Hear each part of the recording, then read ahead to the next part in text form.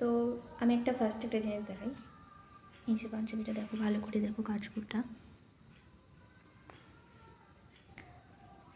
কিছু বুঝতে পারলে তোমরা? আমি জানি না তোমরা কিছু বুঝতে পারছো না, আমি বলছি।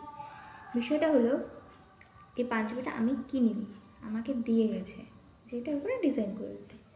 তো ভালো কথা, আমি প্রথমে কাপড়টা দেখে ভাবলাম যে কাপড়টা বেশ ভালো, মোটা সোটা আছে, কিন্তু কাপড়টা হলো ভয়েল।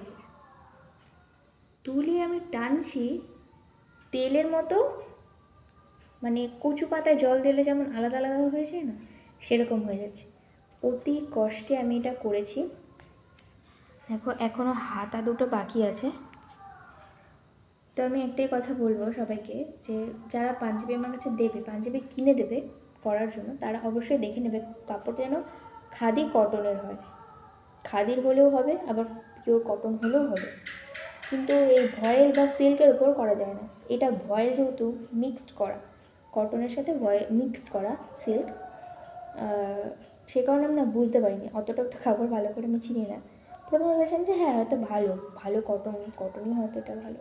তো যাই হোক, ভুলটা আমারই, আমি তাদেরকে বলিনি। তারা আমাকে জিজ্ঞাসা করেছিল যে কাপড়টা ঠিক আছে তো, আমি তো ভাবলাম যে ভালোই হবে। যাই হোক, যেটা হয়ে গেছে। তো এবার থেকে যারা দেবে তারা একটু দেখে দেবে যে কাপড়টা যেন কটনের হয়, তাহলে জিনিসটা করতে ভালো হবে।